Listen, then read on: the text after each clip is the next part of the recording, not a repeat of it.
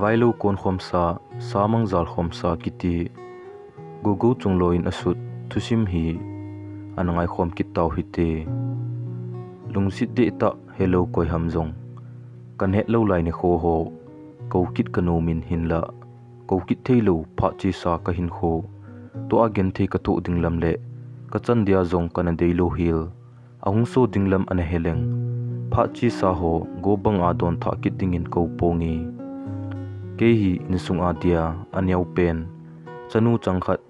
i ta le hom tho ta kana hi in ka chunga pasal thum anu umin a hi ko te hon jong ein hom tho in keila sit na thei chu cheng khat cha jong asengam povin a hi ka pen na kanu le ka pa in e ngai lut na le e hom tho dan chu chapang ka hi jingwang in ka u te le kanu le ka pa kan kisun pi in a hi pha le ni kho ahung chi jingin ke jong in sunga nu mei changkhat ka hi na bana mun choma le khasim din ka in ko ten ena tha do tawin ka changa ka umna ding in ren fi mun kipi na in khana ena tha do tawin a hi hichimun achun kinjong lekha ka hin sim jingin pon tho ta in lekha ka simin kanu le kapa kine pi banga khunung le mi he thei khat hung hi ding chu ka hin tumin ki gimbol na le thu hat na chu ka hin nei pe jingin a hi le exam zo si in kaloi ka gol ho zo si sangin achung nung pen ka hi ji in exam result kita do pha le ke ding achun result so ki ve hi jong le first division chu ke ya jing dan in aum ji na hi thungai na hi lo hlin na dia lampi pha pen a hi ki ti bang in ke ding in jong lo hlin na hi jingin in lang ka chi pha le kanu le kapa ka u te ho ki pa wal ji in sa in tha pi jiwin hi hiti chun kinjong kumni kumthum zen lekha kasim na mun jong khialowin kana sim jingin chutima bangin lungthim le ta asa jong ahung khang len len in nunga chu khong hitan hi kum ha ki chai zo kumbul le khasim hung ki pat pha chu ahung hlungin ke jong nikhat chu school ka chi na hin golang pasal khat amai puna tum cha khe koi hi jong ke hello khat hin lampi pa ma cement le nel di an halin ako ma in ki sa hola achun an zawin hichini kho chun ipile piki to hitam abel chato machun ka de pang ahin su khatan apet pet na chun ka de pangin kathisan along do in a hile hichi pasal pa chun ki phalam ta in e hin nai lu nin ki phalam na le za cha to thon asakhaw asum zanga ahin la do in ka ki jendam na din ap in a hi hinla kewang chun ei su kha na ho chu na ka sa wal je achun koi ngai dam thum le koi ki phatlam he phalovin kalung a hangin ka de panga ti san long hla chu ka simin sumei pi chu ka kila ngalin lunghang thim ta in ka da hla ta na hi ke ho jong school ka kai naw hap tu thum zo hin ke ho school kai na achun ka classmate ki ba api pasal ahung kai tha au min a hi kin ka he lo wangin ama pa chu ei su kha pa chu an hedan a hin aman ei hi in kinwang ka he po na hi hichin kho a ki pat ke ei mu a panin mi thlo helin ei vijing tan kinjong kaga vet ji ting a ki hei mang ki ji in aum chen ka vet le ei dei a hi ti chu ka he na hi nikhat kaloinu ki kim to hin school kai ki hen zo ni hla a hin bazala me chodin ka chi hlunin a hi le masanga kam kana muji pa chun nisalum ding kon in jong ana to na mun a kamuji na achun na ana to pet ka tu khata na hi kin jong pha ka sa in kizen ka sa in kalung thim achun tuni wang hi chipa hin ei mai khanai tin kaloinu ki kim chu lampa ma ka din sa in ke ka chi in hi chipa ko machun hi tin ka ho sita na hi hey nang pa chu ka ga ti le ahung ke hei nom phone hi chun ke hei nom lo sa sa achun ahung ke jin ki phalam ta in e hin ve e ti chu amit ha akunin a ke he in hin la dil a ki tom ji achun amai wang a ki he do po na hi kinjong e su kha na hi 500 rupees loot bedding a hin hi chi hi ka ki jen na dia tu ma anei pi lo le kathisan na so man ngai dam thum dia cha na hin kidop ding a hi ajuti lo le kanup lo ding a hi tin ka seitan hi le hi chun golhang pa en jong asa khaw amai na hi le zanga ahin mai do in ap in ama wang ana to ki boi pi ki ta na hi chun kin jong wow ka bol theile jing 18 ki thang at na ta in ka kila in ka hin da la in ka loinu to bazala hi chi sum zanga achun thil ka ki cho na hlun ta na hi ni dangai na in ajing ni khojing ka lang school kai ding in kong ki ta na hi le masanga kamu ji pa golhang pa chu kamu ta pu na hi kamu lo pha na chun kalung thim chu akipa hle jing in hi ke jong school ka hlun zo class kla ding ko no hin ke ho class a ahung kai tha pa chu ahung lut be min a hi le zil kung pu chun hi chi kul hang pa chu a kowin le min thang tu hi school hung hlun pa nam tin alung han khum ta na hi chun hi chi pasar pa chu amin le min thang a hi chu ka heta na hi chun ke e hin ve in kin chong ka vet ji a chun za cha ki sa hele kilomin ada ado ngam po na hi chomkha zo hin oi zo pu chun tu ni ka ngai dam ding a hi hin la jinga panin hungwa ji tan hungwai ge ji ta hin tin a to na muna din a sol ta na hi chun class ka hin la pan taw win hi le let min thang chun e hin ve ji in ka levet pha le a ki he mang ji in hi ti chun sun break ka nei chan ge u chun ki phalam ta in e ne ve ji in hi sun half break ka nei pha nun boarding lo ji a chun garden sunga chun hai the ka kilo in aphung no ya chun ka nei in a hi le let min thang chu kai the ni na mun chun ahungin hoinyau na ko ma sei nom khat ka ne je nei sei sa the jing ham atin kin jong mai so hoi mo ta in ka ga ave in ipiham na sei nom tin ka le don but le let min thang in jong niau ni khat ni a na su khapa chu ke ka hi e na chunga ka ki phalam hle jing e lungsit ta in nei ngai dam in tia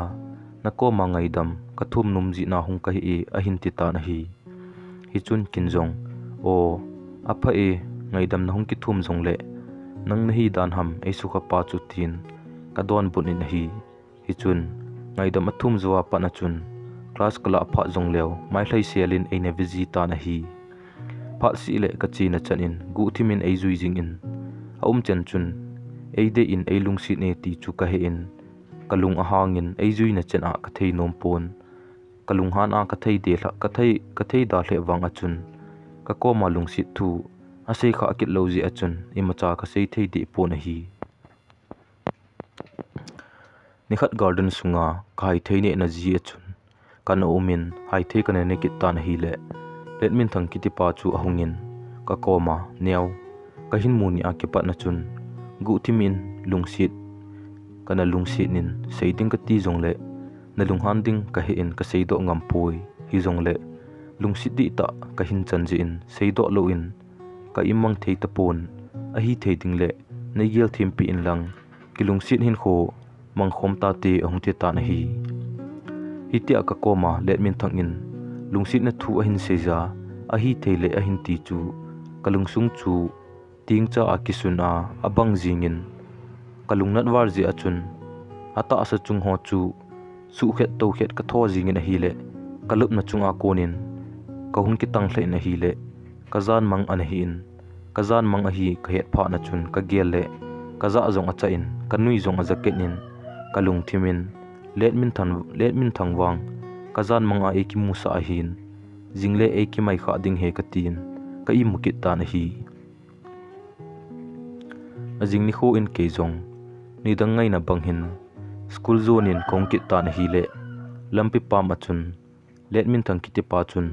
na an to kamu in hin la alim kamu chun mai so hoi mo ta in ka vekin in ho jong ho lo in school ka hin zone pai pai kit ta na hi jini kho achun garden sunga hai thei ka ga ni kit ta na hi le kazan mang a kamu bang achun let min thang chu ke kom lang zone in ahungin kin jong ke lang zone a hung chu kaga agal mu ta na hi le kazan mang a kamu chu ka hin gel do in kazan mang hi ata a ahung hi ta be ta dem tin ei le ke jong ka ki dong jing ta na hi le ka gel chai nai lo in let min thang chu ka kom ahung hlung man ta na hi hi chun let min thang in jong ka comment hi tin a hin sein a hi hoi neo ka koma sei num khat ka nei jin nei sei sa thei ding ham tin ki phalam ta hun hong sei jin kin jong amai ke ve in hi le a ki phalam le jing in a hi kin jong sei ngai poi na sei ding zo si ka henai nei lung sit jong ka he e ka ti pi ta na hi chun let min thang in jong neo ka sei do ngam lo chu kalung sin a thu a hi na sei bang a chun kin jong ka hin mu ni a ki pa na chun ka hin lung sin in hin la ka na sei do ngam poi a hin ti chu kalung a hang wal jing in angai phe khat ve ka be pin hi chu ki hol na hi chu tin ka chil ka phi khomin gang chelin ka masang a kon chi mang jing in nang tabang lung sin na chang hi jong leng ei de i ngai hung tam in tin kin ka dinga apha ki thlen na nge ka ti pi tan hi le ama jong imadang sei belovin abing akisimin ka na kon apo do ta na hi let min thang apo do zo achun ke jong hai phung no ya chun lung sa diu in ka towin a hi le ka loinu ki kim ahungin ka koma ahung towin golnu ipilung nu mo na nei ta mo tuni chu namai su aza chomi ati na hin la kinwang imacha ka sei di pon hi kaloinu ki kim chun athu ima ka sei lo wangin a he en hiji chun ka komen golnu let min thang to chun ipin ki sei lun ham ka ho jong le e ho pon thip chenin a bek ki po in lang azon tai a hin ti na hi chun kin jong akizot jong le pha chula jinga ki pat school jong hungda jingle kanomi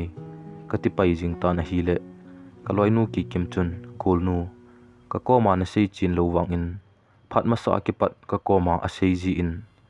nang chu nei zol pi in ati ji in hin la kana pho ji in kana nom ji poi let min thang na in khu ki ho na kom a hin hoi ta ke ni jong ka ki he e ama khu a hin kho thu sim lungsit ta a hi e tin kaloinu ki kim chun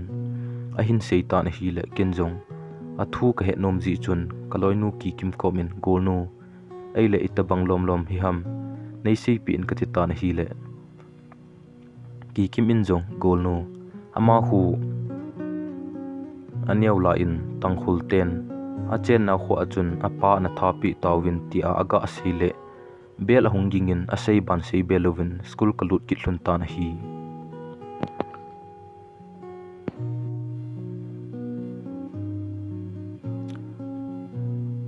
kaloinu ki kim in let min thang in sung chule hin khutusim ka koma asei ban a pat asei lo ho jong avelin kaloinu ki kim chu avelin kanung so kit tapo na hi langkhana kaloinu ki kim in jong let min thang hin khutusim asei zo lo wangin a in sung gen thei dingdan ho chu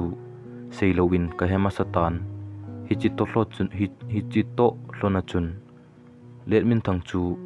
loile paijin kaloinu ki kim to ki ho thum chu kong ki wop khom tawin a hi le let min thang in jong ka koma lungsi thu asei ta pon hi jong le ni khat le kom chen kamai so ka hin dan in hin he thim nan ti ati jong chu hinan te lang khana ka lungsi thu asei lo chu ke ka ki pa akinin hi ni khat let min thang to kaloinu ki kim chun thu e hin he sa hlunin kaloi mi khat to holai leng a ka hung diu a hi a hin ti hlun in hi chun keizong kanom in ka na in chu ka su theng in a hi le chomlo ka in ka na building gate pa ma chun gari horon a hung ki me in keizong ruma kon chun ka ga hlai do le let min thang chu le kaloinu ki kim to pasal khat chu an hi tawin a hi chun in sunga a hung lut uvin bazal chi ting asei uvin hi chipa na chun keizong ka kisu thing zowin ki ho zong ka po do tawin a hi chini chun let min thong ki wan na chu ka ve na hi le sangkhol akia a chu awang lai zong a kamu in anei zolo a hi chu ka he in kaloi pa ki wan na chu ka ve le asma the in amel zong huijin ka hin dei chapan ta na hi chom kha zo bazal ka hlun zo un hotel khana kalut un ne thei tampi ka ki order un a hi le waiter staff ho chun order zo si kamasang wa chun a hin lui do so tawin a hi le let min thang chun ane ta pon hi ke hon kan het lo wang vin let min thang chun sum anei lo zi chu an hi da na hi hitia nui khom de la kan e lai jun let min thang chun ane lo zi a chun sum anei lo hi chu ka he in kin jong let min thang i chen lom lom ma in sung gen thei te na hiu hamo ne tango kin sum pinange ka tin hi le za cha wal hin tin kajun aso e tin toilet lang azun tan hi hi chun let min thang loi pa chun kaloi nu ki kim ko ma chun kim naloi nu min hi pi ham tin adong tan hi hi chun kaloi nu in jong mang boy kaloi nu min hi hoi niaw hi e aphana phat hi e tin a hin choi sangin hi le let min thang loi pa chun o angai amin chu keimin hi le mang boy a hi tin a hin sei pi tan hi le kin jong kadei cha je achun aum chen asin sa ho ka vet le a bol ju si chu keimit mu ding in style lang in kamu in kadei cha na asang che jing in ka hin lung si do pai jing tan kalung thimin mang boy hin e hin zol hen lang ki kilung si le tin kele ke ka ki ho tan hi ne dinga am zo sila kana chai tawin hin la let min thang ahung mong ta pon hi chun kyo thum jong kong po do lew hotel maya chun let min thang to ka ki to un kong po do un aloi pa kar a chun kawa apan tawin hi su ni lumin mang boy chen ka veli ni lum jing in mang boy ka dei cha je achun akoma chun ka kam niam heo in mang boy masang achun ka ki pal the thu jing in hi le mang boy chun kin mon khat wang ka chunga a hin nei tan hi ni hlen mang boy phone number chu kloi nu ki kim le let min thang he lowin ka kila in hi ni hla ahung hi pa nin mang boy in ka in ga ya ai hung tha in hi ama kinung le tan hi ni hla zan an ka ne zo phar hin mang boy chu ka kolin ka kyo pi tan hi le kalung gel bang in aman chong now tuni ka hin mu apa na chun lungsi na ka hin nei jin hin la ka seingam poi ipitina gel am ate tan hi chun kin jong ipi hele hungki gel nge ka tin a hi le net atan akito chen in hi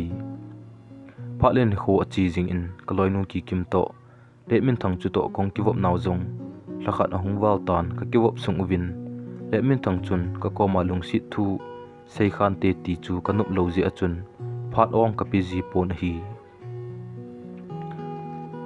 ni khat school adia kong po do chun kachina lampi achun mang boy car ahungin ke hin mu pha na chun car chu kham tang in car sunga chun ei to sa in hi chun mang boy in jong ka ko ma lung si thu a sejin kin jong kanu pi in ka kilung si hlun ta na hi school ka hlun phat chun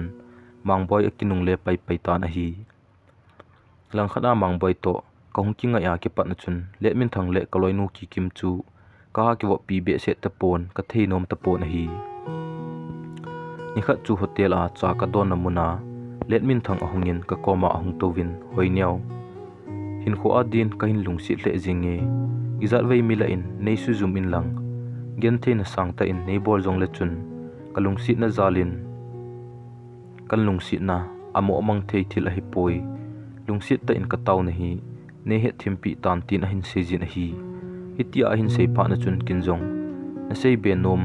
om na lai le in sei be in ka ti le sei be ding halloween adang go bang in mai sunday du in ka koma akitung in hi kin jong le min thang ki wan na chu ka vet le alui hle jing in akyang lang ka ga vet kit le akyang chot chu nu mei kyang chot a hi in hi chun kin jong le min thang mi na zol nga le na ki wan na ho chu na de hinam ki vet in lang thu mo sei se hin among mong a nang to ke te thei ka hi poi je phalisi le ka dong ma pa hu Jalkhomsa dia ahu sa pen mi bol thei khan khu nun khu thim ta hi nang ipin hi hamtin ka hu sit ta na hi le aloi pa mang boy chu ahungin nei nanga lel em kanu le ka pa in nakimu pino me tin hin sejin hi chun mang boy to ka ki po do hlunin hotel a chun let min thang chu ka da thlen hlun ta na hi phatle ni kho achi jing in mang boy to kong ki ngai na jong thlani ahung tling tan hin la let min thang in jong ka koma eilung sit na thu a sei jing na lai jin a hi hiti ala lummo to mo a ei hla pha na chun kin jong let min thang kom in ni hla azan le ka na building a hungin na sei jo si kasei chen pi ding a hi tai kana ti pi ta na hi chinizan chun le min thang chu kasei bangin kaumna building a chun ahung ta na hi keizong window hading ka gut le in palm get maya le min thang adin chu kahin mudo atan kinjong let min thang chen chu ka ve na hi le aman jong e hin ve in hin la ka po do di po na hi le pha chom kha zowin go hong zu pan tan kizen ka sa le jing in hi aji chu let min thang chu kinung le tan te ti ka gial a hin la let min thang chu akinung le di pon get maya chun guzu tho pumin enga ajing in hi le 30 minutes zo hin keizong karum sung kalun in ka ki mut tan hi jingkho hungwa in keizong an kane zo hin kadong pa mang boy chun e hin call in hi le kinjong he o tuni school kai ki khen pha le ne hung puijin tin phone ka that kit tan hi hitia school chi dia ka ki go zo chun school zone in ka che tan hi masanga bang chun garden sunga ka to in let min thang ahungin hi le kamu da warjing in hi ji chun ka koma konin pot do in tin ka son in ka kap tan hi le mizo sin e hin del lu nun let min thang chu school nei pa kom hin apui do tawin a hi le school nei pa chun skula konin ano do ta na hi chun let min thang jong thip chenin abe ki pu in ke e hin ve in hi chun amit li akithi na pot ta na hi school kai chu ni hla langin hong ki chai jin kinjong mang boy ka akol le ke ka boy je ni dang le na hungla tangi tin hin sei ta na hi chun ka changin inlam ka zon tan ka hlun le let min thang anu min kinjong kamu mu achun gang chelin karom kot ka hongin kot kam di tia ka go le ahin son hongin ahung lu ta na hi in sunga ka ki boy lai pe thluna chun kanule ka pa ahung chenin ka pa chun ima thu jong dong lovin let min thang chu achuti wo jing tan a hi le chomga zuwin let min thang chu tola ato se in kanu chun thu adong ta na hi boy na min ipiham na pamin ipiham nu min ho hin sejin tin adong in hi le let min thang in jong henu kapa min thang kho sei hin kanu min thlai nei wa a hi kamin hi le let min thang a hi nagaga laijin thinglang ka khovin kapa naga hon ein tha pi un kanu chu akyang na tan pi uvin ahin khowang an hing hoi uvin to a hi kanu le ke bo cheng khom ka hi hlun tai tin ahin don but tan hi chun kanu in jong boy na khumin chu hin se in atin hi le let min thang in jong heno ki ho khumin chu hi le nat jang akitin a hi antikit ta na hi le kanu chun ke kom in boy soldo jing tau te tin ina konin a soldo ta na hi kanu in le min thang a soldo jing chu kalung hang walin ka ki tom ta na hi le kanu chun oniam hiu chan boy ama hi koi madang hi poije na pu cha te a hi bowe na gaga laya in le lo ani ki hala galle tol ji na mun chom che a in jam che ji uvin na pu te to jong tu ning ke ya ki he patalo hi 80 pi na hi hinla kanu in hi chen ge a thu a sei jing wang in pu na na lungthim neu cha jong kanei de po na hi ni khat kanu le kapa in lang a akinung le zo ni zo win mangboy ka ko ma ahungin neu tu ni le kanu le kapa chun ina nang chu hin pu in ati e chi hi te ti ta na hi chun ke ni jong mangboy te na din ka chi hlun ta na hi in ka ga hlun hun le mangboy te in chu anup dan chu sei ji a behilin a ho sat dan u jong lamdang ka sa hle jingin a hi in sung ka ga lut hlun chun mangboy nu le pa anu pon kin jong mangboy komin henul he pa hoya ham tin ka dong ta na hi le ka thu do chu mangboy in adon but wa thei ta po na hi le kin jong lungthim khat ka hin nei ta na hi chun mangboy chun azowa e bol hi ding chu ka hin ging mo ta na hi